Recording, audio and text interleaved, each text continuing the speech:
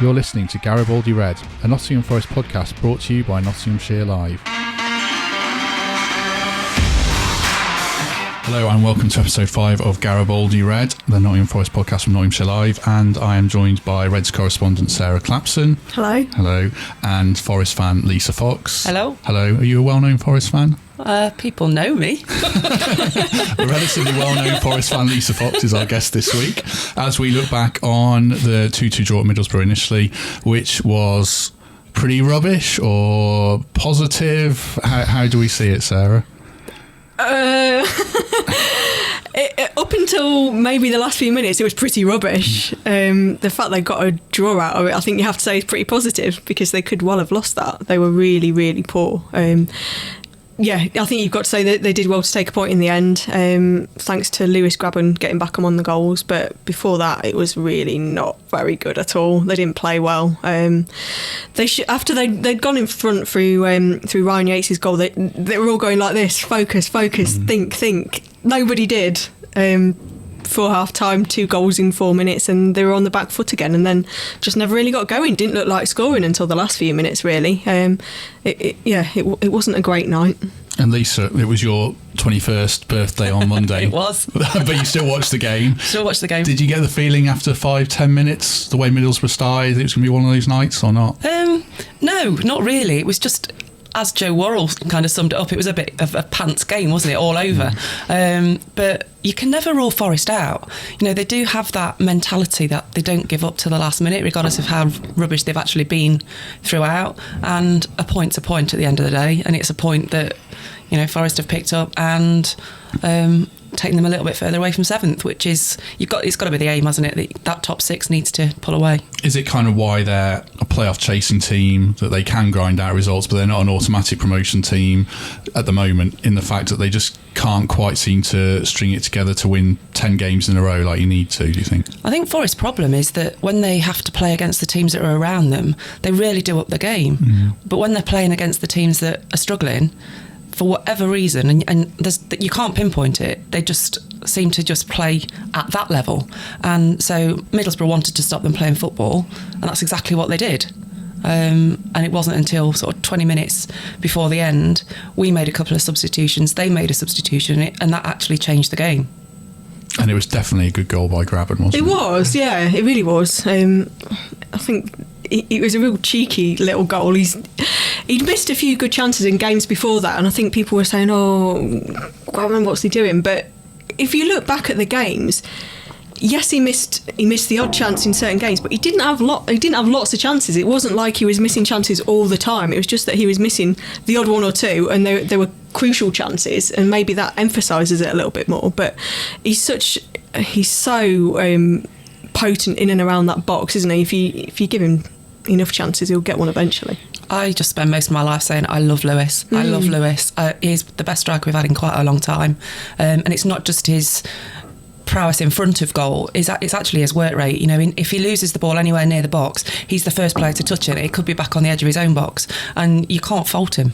Who's he the best striker since then? Collymore, probably. Collymore? Yeah. Okay. Wow. That's going far back. That's going a long way back, but so he was the most exciting player that we had. And I love DJ, love Ernie, but they've got different qualities, and they all, putting them all together, that'd be exciting. Mm-hmm. Better than Harewood, Earnshaw. Britt. Better than Britt. Better than Britt. Definitely better than Britt. Mm-hmm. In terms of just work rate. Do we give the ref any credit for giving that goal? Because Keith Stroud and 9 other refs out of 10 they'd have disallowed that. Can we not talk about referees, please? I don't think it was a foul at all. No, it wasn't. I don't think there was anything wrong with it. Just very clever. Yeah, it was very clever. Very clever.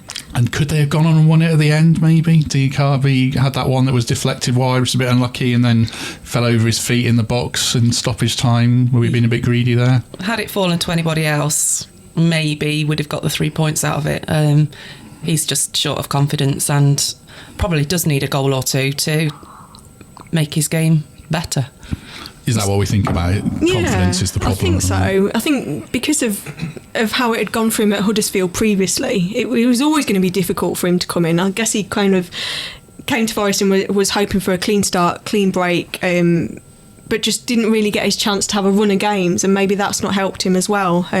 He's certainly quick. He's got bags and bags of pace. It's just being able to use it in the right way. I think if he gets going, I think he's got something about him. It's just, I think it is just confidence. I think part of the problem is that Forest have got a pretty settled 11, and not, you know, when you look at the games that we've had, barring Charlton, when there was quite a few changes and it really went wrong, you know, you've got to say it's settled, and why would you change it? And yeah, I mean, if that Charlton game itself, we played worse that night than we did at Middlesbrough, and we you know, quite rightly lost that game. Whereas Monday, you couldn't actually see them losing, but you couldn't see them winning it either. Yeah. What about the subs then? We talk about the depth. To be fair to, you know, Carvalho and Bostock, they did make a difference off the bench, do you think? Yeah, I think they did. I think they looked bright. They added a bit of impetus going forward. They tried to get Forest going. I mean, it's always difficult when you come on in games like that as a substitute to try and make an impact. But I think they both did all right. They both did well, and they helped Forest get something from it, which is what you want from your substitutes, really. How do you see Carvalho? Because a lot of managers, he didn't really fit with O'Neill. I don't think Lamucci's convinced. Fans love him. What's your take on Carvalho, Lisa? I think he's a flair player, and I think he's probably his style of football is probably better suited to the Premiership, where he will get more time on the ball. And you do see glimpses, but Forest fans aren't very patient, are they? And ultimately, it's a results business. So does he start against Millwall? Does Bostock start? Can you make two changes in midfield? What do you reckon for the lineup, Sarah? I'd start Carvalho. I think he's another one perhaps where confidence is maybe a little bit of a problem at the minute, because he's not been playing. He's been coming on here and there, but he's not had a run of games. I think if you give him a run of games and you give him in the position which suits him best, give him that free role where he can kind of roam around a little bit and make an impact, I think he'll start to get back to where he was.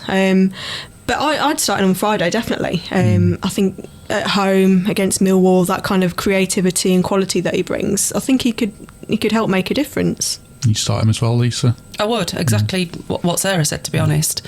You know, we are missing Silva. He is a different type of player, but he can add that little bit of finesse, I guess. Whereas, you know, Millwall are quite a physical team historically, and it won't be easy. But my take on it before Monday was we need 4 points out of these two games, and you wouldn't have mattered which way round, you know, you got them. So I'd be quite happy to go out there and scrape a 1-0 win on Friday night, to be fair. What about Yates then? Because I suppose it was Bostock who came on for him. For some reason, there's a fall guy with Forest fans, isn't there, all the time, whether it's Ben Osborne or, you know, whoever else it has been in previous years, Danny Fox, people like that. At the moment, it seems to be Yates for whatever reason. That's a bit harsh, isn't it, really? It is a bit harsh. You know, he's still young, he's still learning his trade. Last season, you know, when Worrell went out on loan, people were saying he'll never make it as a Forest player, whatever. You know, actually, he's one of our best players this season. And I think every single... And it always seems to be the homegrown lads, you know, and you'd think that they would have the backing of the fans because people see them out. You know, people have grown up with them. But they... I don't know. I quite like Yates, and I was really pleased that he got the goal on Monday. He's not done too badly, has he? No, I think it's because he's not that kind of like that flair player. He's a bit more grit and grind, and maybe that's what fans want. Glamour players. They want players that are going to kind of make the difference going forward, maybe, and that's not Yates' game. He's not going to play that kind of pass like Carvalho plays, or I mean, he scored a good goal against Middlesbrough, definitely, but he's a different kind of player, and maybe they go a bit more under the radar. They're a bit more underrated, but I mean, he puts the effort in every week. You can't fault him for that. And he might be the kind of player you need against Millwall as well. Yeah, I think so. Someone that can dig in, and I mean, he gets stuck in. He's not afraid of kind of putting himself about a bit and flying in with the tackles, and I think, you know, that kind of game, I think he's well suited for that. Yeah. You could maybe say that him and Watson together is a little bit too defensive at home, but if you play Carvalho... Exactly, yeah. And being tough to beat is so important. And if Forest can have that kind of base, and then you've got other players ahead of them that can make a difference, I would start him on Friday. Instead of maybe Semedo or Bostock. I mean, both of them have kind of got they don't have too much middle ground, do they? Semedo, especially Semedo at Bostock a bit as well. They're either very good or, Semedo is as he was at Middlesbrough. Yeah, you've. Who's the ref on Friday? Do we know who the ref is yet? I've not looked yet. Don't put me on the spot. You've got Yates flying in with the tackles. It's that, are you going to get 90 minutes out of him, or are we going to have a silly ref that we're going to end up with 10 players after half an hour? And that is unfortunately part of his game. But I think it's honesty. And he's a Forest fan at the end of the day, and he wants to win. And sometimes your heart rolls your head.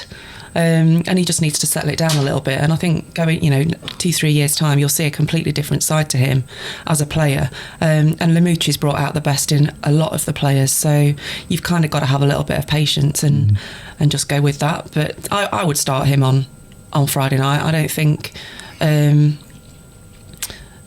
it's Semedo's type of game. I really rated him at the start of the season. He's gone off the boil a little bit, but you never know what's coming with Forest. It's just one of those seasons where anything could happen. Yeah, is that the problem in a way that probably makes me think they won't finish second or first? You don't really know what's coming from them. But anything could happen. Well, yeah, I think that says a lot about the whole of the Championship. Yeah, you can say that every week for every game. Try and pick the scores every week is like trying to. Yeah, that Wigan West Brom game at the weekend would have a lot of hackers, wouldn't it? Yeah. It's absolutely crazy. I can't remember too many seasons like it where you're looking at all the results and going, it's just bonkers. Yeah. Anything happens, like you say, just week to week. You wouldn't rule it out. Wouldn't rule Forest out going on a run and closing that gap, and Leeds not putting some results together. But I think top two, it looks tough at the minute. But I think Forest just have to concentrate on themselves. If they pick up results, the important thing is to finish in the top 6. You want to put that gap between yourselves and the chasing pack, and if they do that, then they're going to start closing on the top 2 probably anyway. So just focus. I think that's what Lamouchi's very good at, is getting them focused and getting them concentrating just game to game. And that's the right way about it. That's the right way to go about it. Just take it step by step. That's his phrase, step by step. And then see where you are. And they're as good as anybody in the division on their day and beating teams. It comes down to so many different things, though, doesn't it? Luck, refs, injuries, so many different factors. But I gave last week's guest kind of 4 scenarios, so I'll give them to you, Lisa, as well, and you can tell me what's going to happen. So, automatic promotion via the playoffs, losing the playoffs, or don't even make the playoffs. What's going to happen, do you think, this season? Good luck making that prediction. I think it's going to be really, really tough to choose. I don't think we will not finish in the top 6. Yeah.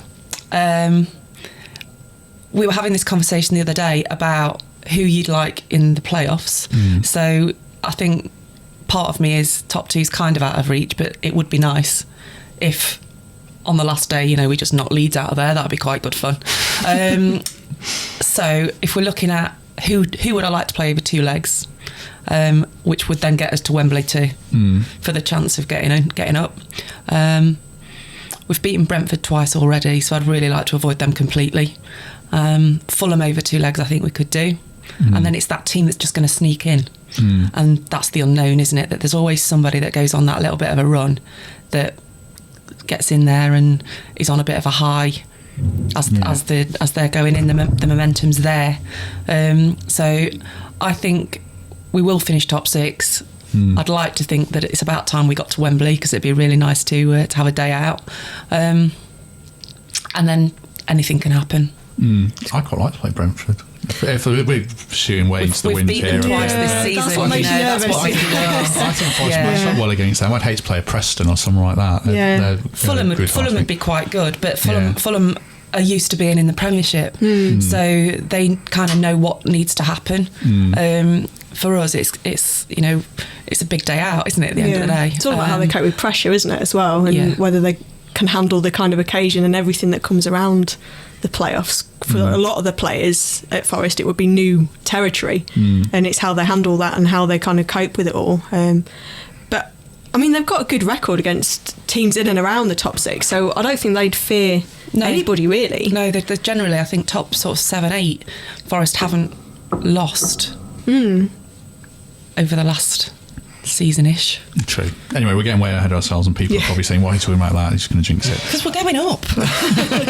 Let's have our pointless, as it's probably Millwall predictions. Then, what do you think will happen on Friday?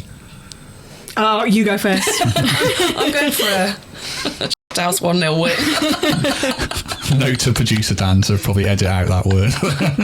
I think they'll win. I think it'll be one of those kind of grind it out, maybe not play brilliantly days, but still manage to get a result. I'll go 2-1, I think. But then an early goal, and somebody's going to get a battering. One day, it's all going to click, and somebody's going to get hammered. Hopefully it'll be Derby.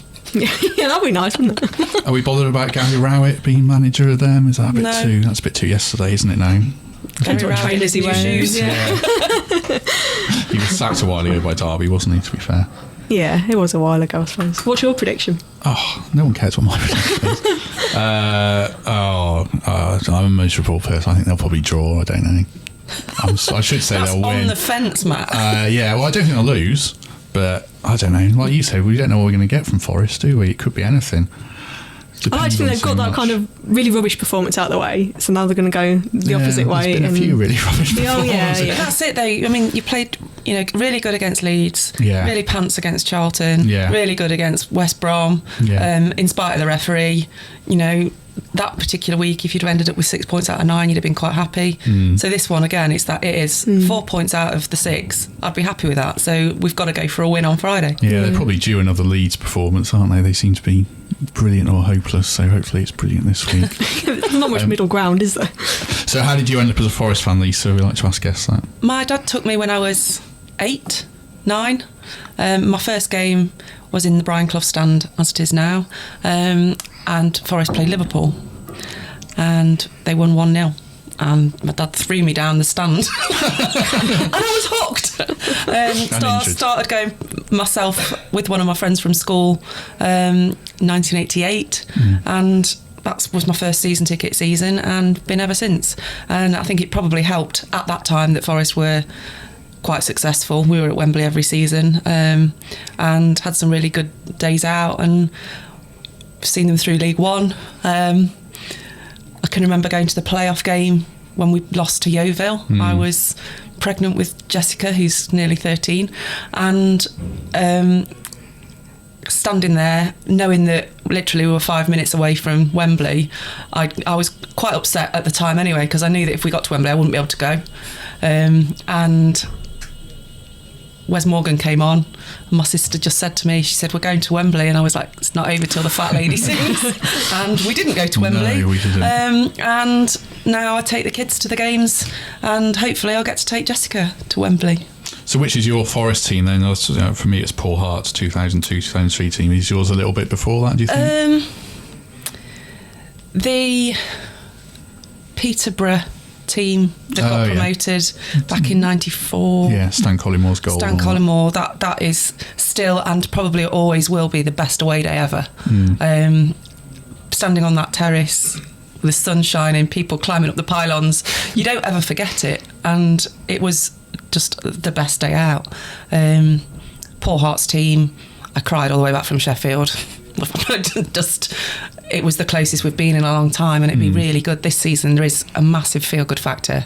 I've said all along that Sabri, nobody knew who he was, and he brought in some pretty unfashionable players who he's got playing out of their skin, and it's quite exciting. It's quite an exciting time to be a Forest fan, and hopefully the lads will just dig in and do the business. Feels different, doesn't it? It does feel different, yeah. Would you give a new contract then straight away? Yes, regardless of where they end up. History kind of shows that teams that are in or around the playoffs one season, if they don't get promoted, will be in or around automatic promotion the next year, as both Leeds and West Brom are proving.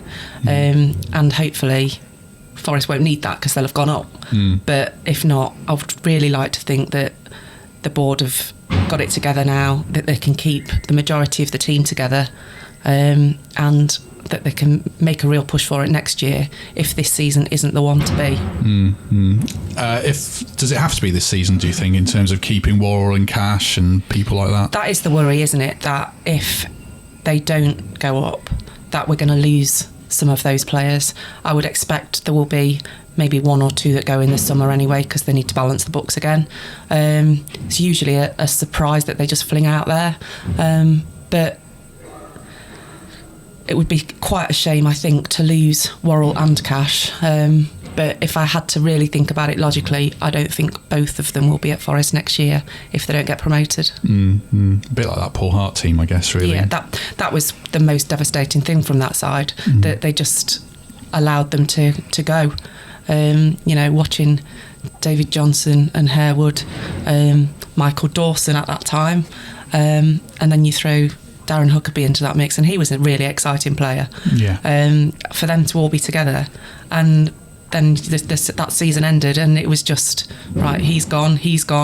What happens next? And then Hart went, and it's kind of been downhill since. Has it changed being a female fan over the years? Is football more welcoming now or not? It's more of a family club now. I mean, I can remember going way back, and it wasn't. It was predominantly male. Probably still is to a degree. And I have been told previously that I'm not allowed an opinion because I'm a female. They won't be listening to this then. Probably not. And so it's nice to get invited in to do things like this, because I have followed Forest for a long time. I think I know a little bit about football. Yeah. Has it changed being a female journalist? I've not asked you that before. I've known you a while or not? I don't know really.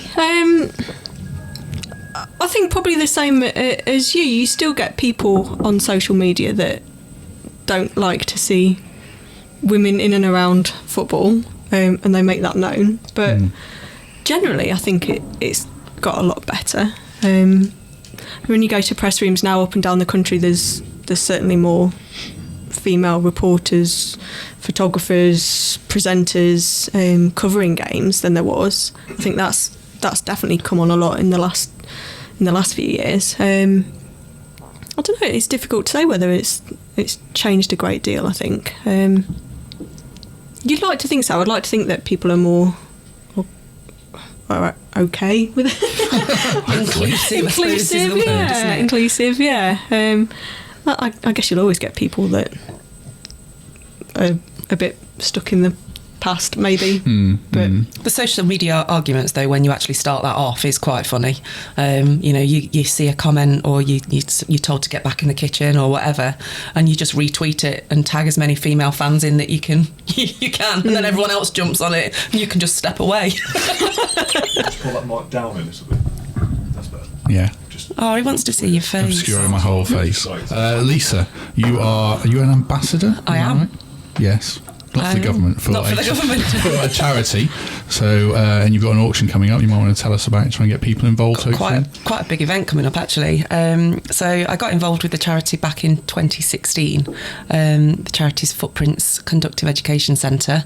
They're based in Sneinton. They provide conductive education for babies and children with cerebral palsy and other motor disabilities.